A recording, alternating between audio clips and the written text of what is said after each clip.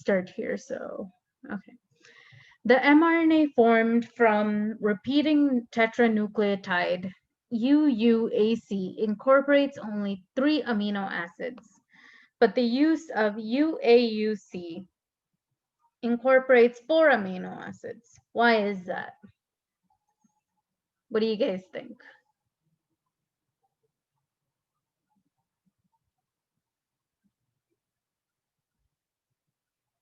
I don't know if you guys covered genetic code in class yet. Have you? Other than what we covered last week? This doesn't look very familiar. Okay, so with this question, so we have 2 sets of tetranucleotides, right? So in this case, you're looking at UUA or UAC, right? So when we do this, when you look at okay, so this is kind of a tetranucleotide sequence, right? So kind of go on with that. It's a sequence with all of them. And you're looking at it like, okay, UUA gives you leucine. So remember how we figured it out from here? So UUA, that's leucine. UAC, so okay, hold on. Let me just move this. UAC gives you tyrosine, and then ACU gives you threonine. CUU brings you back to leucine. So one of the reasons why this actually occurs, so we know, so as the question says, it only incorporates 3 amino acids. This is because of the degeneracy of the code itself, right?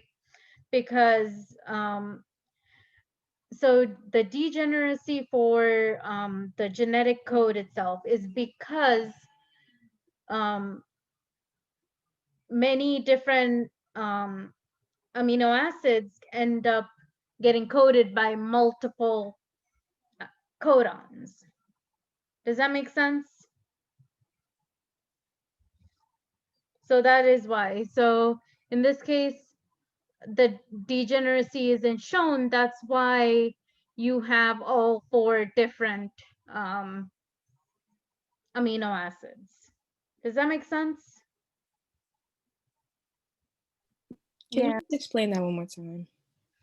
Okay, so with the genetic code, the reason why this tetranucleotide ends up incorporating 3 amino acids and this one ends up adding 4 is because you have this, so when so in this case so these are repeating sequences, right? So it's like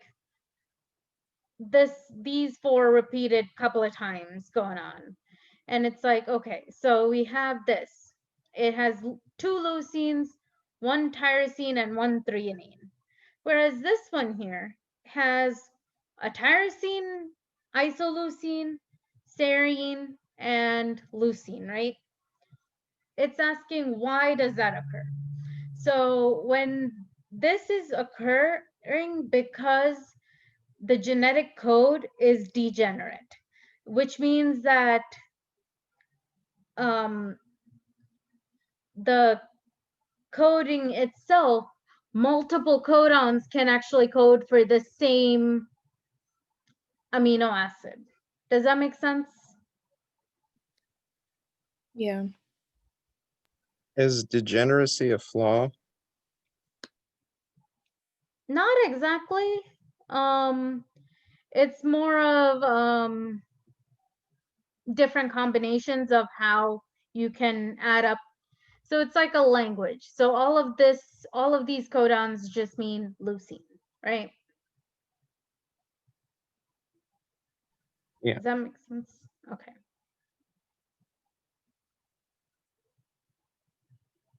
Okay. If we don't have any other questions, I'm going to go to the next slide. So next, we're going to talk a little bit about the gene structure itself. With prokaryotes, you have a promoter, the coding region, and a termination area. Then you have some things upstream and downstream of that gene itself. So like enhancers or many other things, okay? Whereas with eukaryotes, you have like so many things going on upstream. Then you have your promoter, exon, intron, exon, intron, exon, and then a signal for the poly A sequence, and then a termination region. Are we cool with the structures so far of the genes themselves? Yep. Okay. So in prokaryotes, when you transcribe it, you have what is called a core polymerase. So this is your core polymerase, and you have 5 components that go with it. 2 alpha subgroups, a beta group, a beta prime group, and then you have omega, which I can't seem to find. But so that's part of the transcription core polymerase, right?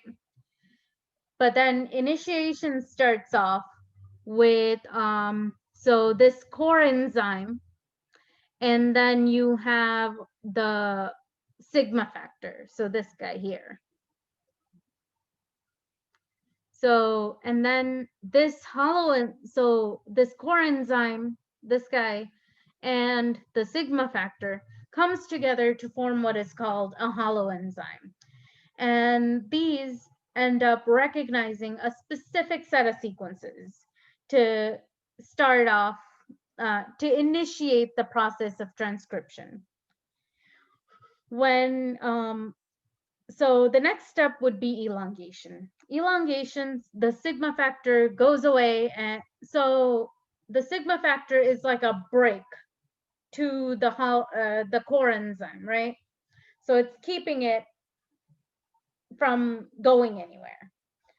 But once the cues are in, they're like sigma factor moves off, and down goes the polymerase, right?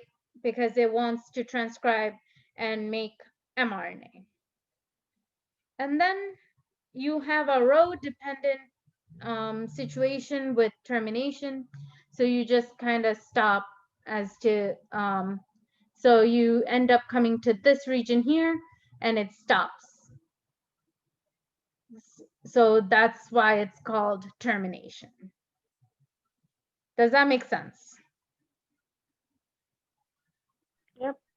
Okay. There's next. Oh. Okay. So essentially, this is just a question as to kind of getting used to the idea of looking at a prokaryotic gene.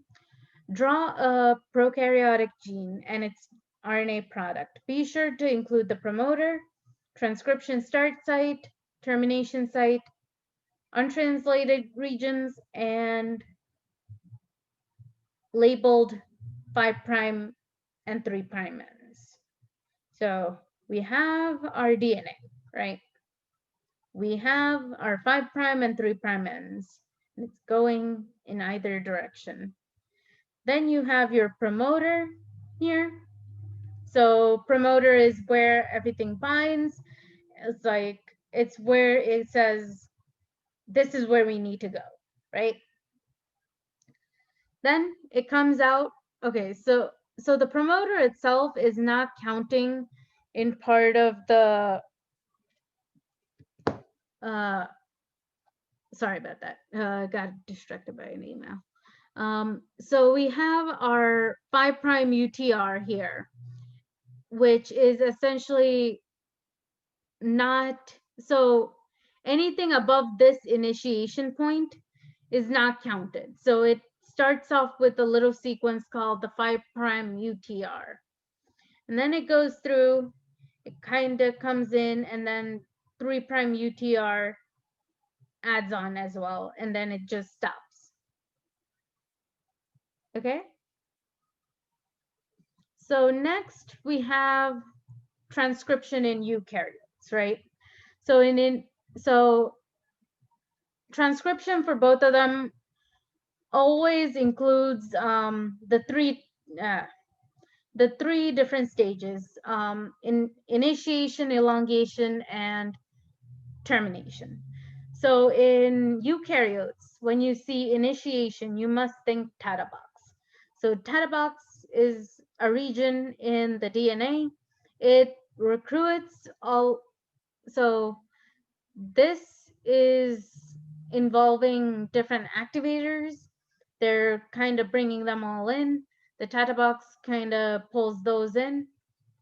And then there are 3 RNA polymerases, right? So RNA polymerase 1 ends up giving rise to ribosomal RNA. Then polymerase 2 gives rise to mRNA. And then the third one gives rise to transfer RNAs, okay? So depending on which one you're using. So for transcription of, for protein coding genes, you would always end up with RNA polymerase 2, okay? So we have our RNA polymerase 2. It comes in, and it's like once everything's in here, the RNA polymerase goes through and gives the transcript of mRNA, and then you end up, so it continues, and then once it recognizes a like one of the regions that ends up with like a stop codon, it ends up stopping there, and then polyadenylates its corner. Does that make sense? Like with this? Can you go over that again? Okay. So we have our Tata box. Tata box is over here. The Tata box brings in the transcription factors 2D, and it's like, okay, come on people, we need to get going, like working, right?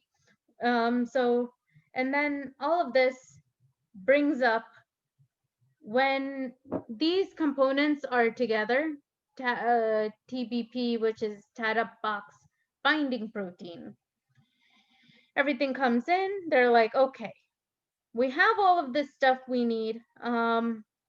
It comes in, it's like, okay, these guys here then recruits like transcription factor 2B, the polymerase, and then this factor here. So once they're all together, they come in, the polymerase is like the other transcription factors are like, okay, RNA polymerase, it's time to do your job, transcribe. And it goes on until it reaches this region where it has like a termination point. When they reach that termination point, they stop with decoding it and then adds on a chain of A's. So that ends up with your mRNA. Does that make sense? Yeah. Okay. So that's what happens between prokaryotic transcription and eukaryotic transcription. So now that with eukaryotes, as I said last week, we have a difference because we have introns involved, right? So these introns don't have anything to do with our coding situation, like for proteins. So we're like, okay, we have our pre-mRNA, right? So this pre-mRNA needs to become more mature before it can get to the stage of translation. So what do we do next? We process it in a way that so this process is called RNA processing. It can also be called splicing too. Well, it's not called splicing, but it's to process that pre-mRNA to the mature RNA. So in prokaryotes, this does not occur. Since there are no introns, this means that there is no RNA processing, okay? Whereas with eukaryotes, transcription and RNA processing occurs in the nucleus, whereas translation ends up occurring in the cytoplasm. So the RNA itself has to be modified or take out all the introns that are in there before it ends up getting translated, or it will just basically screw up what's going on with that strand itself. Does that make sense? Yes, no, maybe so. Guys, be cool? Yeah. Okay. Okay, so again, this is another question. Would be draw two intron eukaryotic gene. It's pre-mRNA, mRNA products. Be sure to include the promoter and all that fun stuff from like our previous question. So when you draw it out, right? So you have your DNA, you get a pre-mRNA, right? We have this. So we have our two introns and our 3 exons, and we have everything that we need for an mRNA, pre-mRNA. Then when you process it out, you end up you take out all of these guys. This gets capped, and then this gets polyadenylated.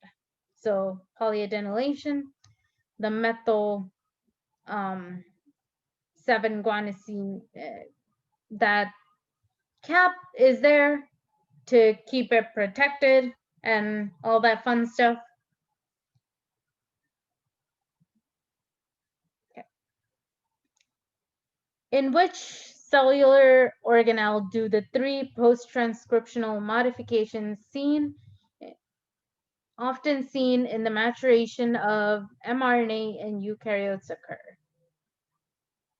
So where does this processing occur?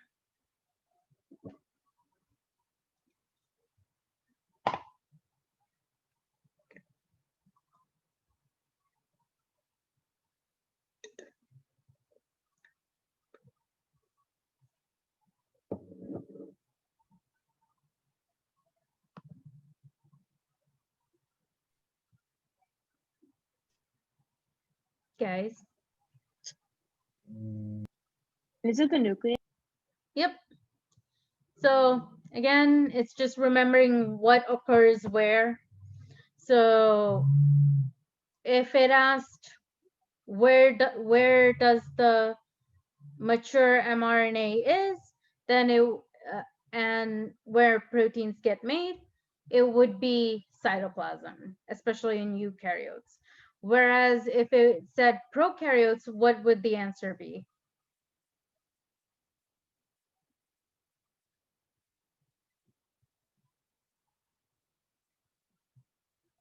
Without looking at these choices, because it's not there.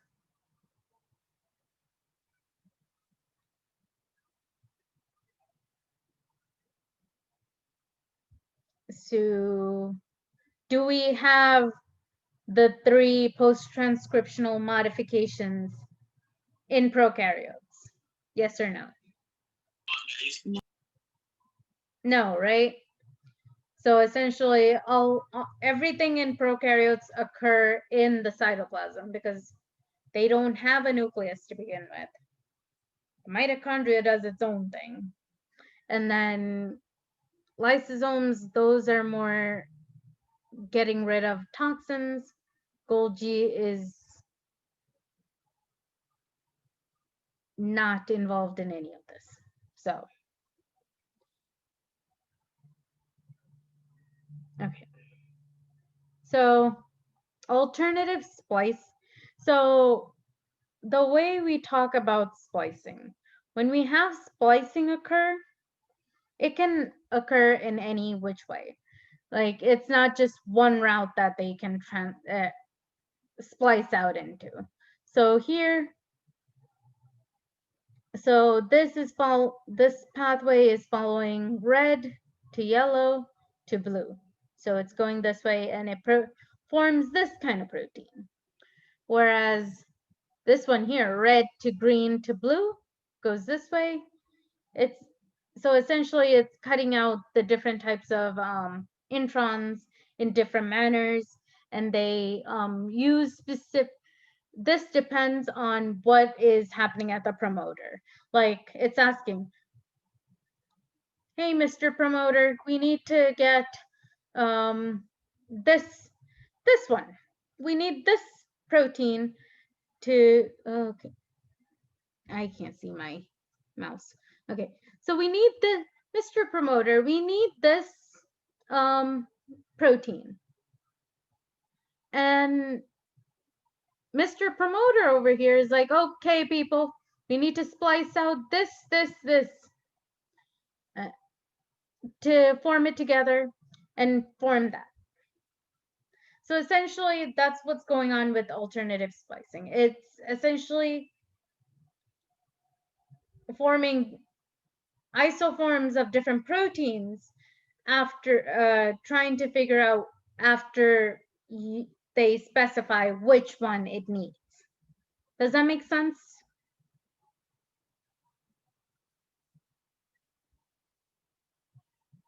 Yes, no, maybe so.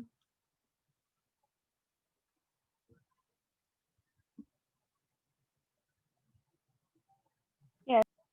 Okay. So I'm gonna go into a little bit of translation as well, just because your homework that's due next week is actually based on both transcription and translation. So what is transcription and what does it require? So translation is essentially the process of converting information from the mRNA molecule into a sequence of amino acids that make up proteins, okay?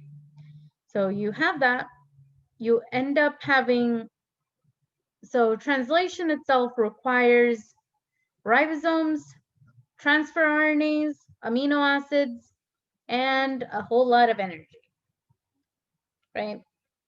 So it's essentially trying to form this chain of amino acids going on.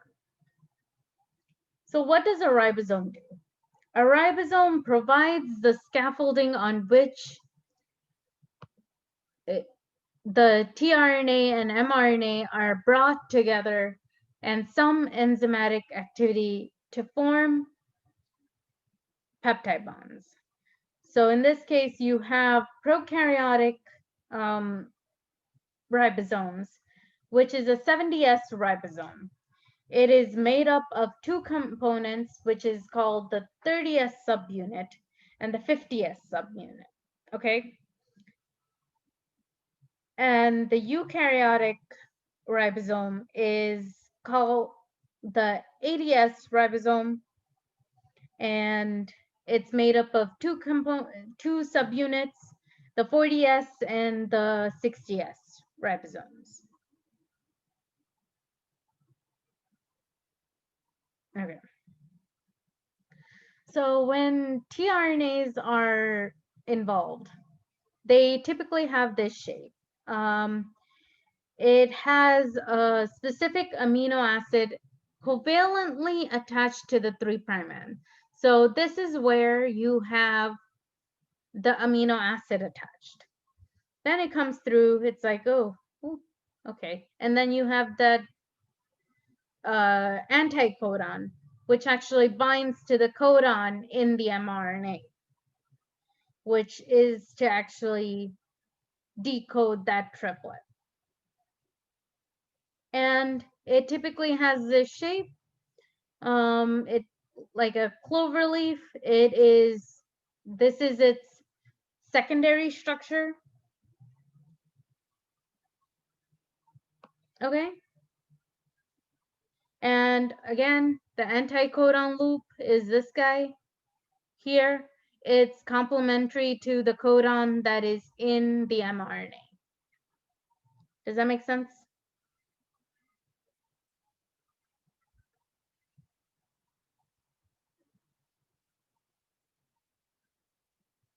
Are we okay?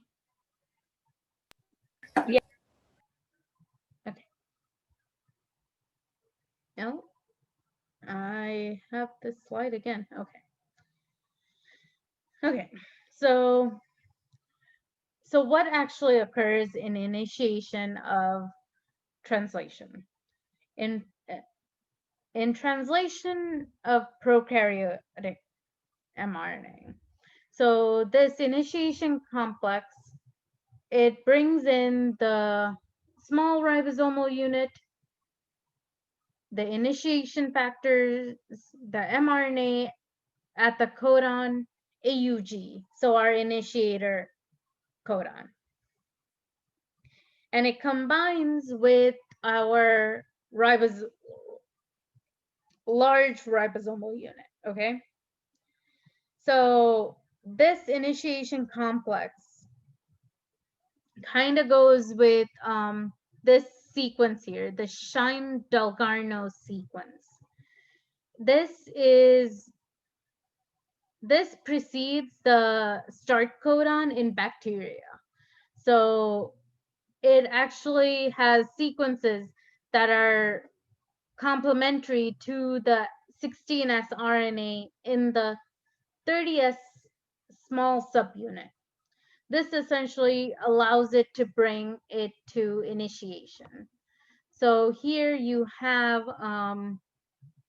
the prokaryotic mRNA, you have the Shine-Dalgarno sequence here, and this is the 16S ribosomal RNA on that small subunit of the ribosome. And then you have this, and you have your start codon. This is typically a couple of base pairs away from the Shine-Dalgarno sequence. Does that make sense? Yeah. Okay. So now with eukaryotes, you have, so one of the things that you guys do is so remember how we do the 5' capping in RNA processing, right? So with that, this cap is recognized by the ribosome. And you see it going through scanning. It scans this region here, and it's like, ooh, start codon, woohoo! And it's like, that's when it ends up forming the initiation complex.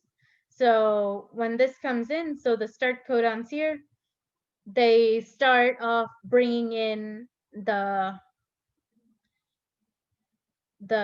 initiator codons, which essentially codes for methionine, like Devin said earlier.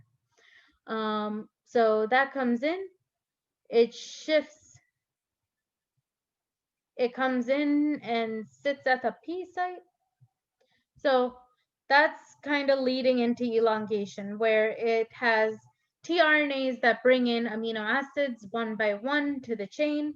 So if you see here, it's like, okay, so it shifts one over and then brings the next thing. And then, okay, so it starts off at the amino acyl site. this brings this set is where it binds the incoming tRNAs that are part of that sequence. And then it gets shifted to the peptidyl site. That's where they form the peptide bonds between the incoming amino acids, right? So here they're like, okay, so one is sitting here, one is in the A site, the P site protein area comes in, and it's like I want to form a peptide bond with you, and they do it. And then the E site is to release the tRNAs that they can be recharged with free amino acids. Does that make sense? Yes. Okay. So this process goes on until they see a nonsense codon or a stop codon, okay? So with this, they're like, okay, so we have this. Once we reach a stop codon, it's like, boom, release factor comes in, kicks off the tRNA and releases the it stalls that ribosome and it frees the tRNA and the polypeptide, and that's how you would end up with terminating this translation process. Does that make sense? As to how translation is working now? Yeah. Okay. So once this is out, you have your protein, right? We have our polypeptide. With the polypeptide, the structure the structure depends on the sequence of amino acids, and it goes into the function depending on how they are forming their secondary, tertiary, and quaternary structures. So essentially the primary structure involves this guy where it's like the sequence of amino acids. Then with secondary, you have like alpha and beta sheets. So alpha is just going around and like that, like this guy here. And then you have beta sheets that go like this, okay? The tertiary structure is just multiple, it is multiple of these guys just hanging out together, arranging themselves in a way that they need to be. And then you have multiple domains of those guys in quaternary. Does that make sense? Yeah. Okay. Do you guys have any questions, concerns?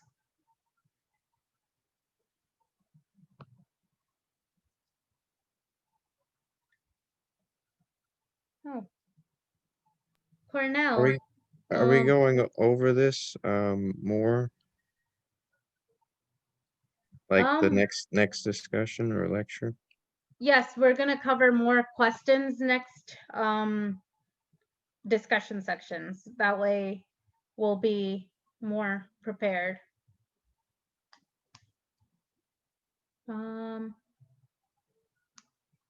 Where is Cornell? Are you still presenting today? No. Okay, I had you listed for today, so I just wanted to see what's going on with that. Okay.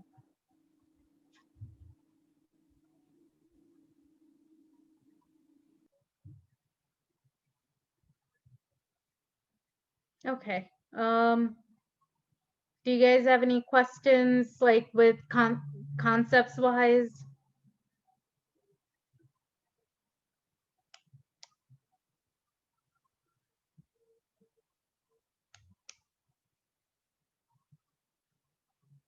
No? Yeah. Okay. Just give me 1 second and I will let you guys go.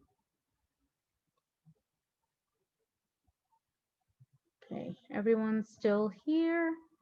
Great. Okay.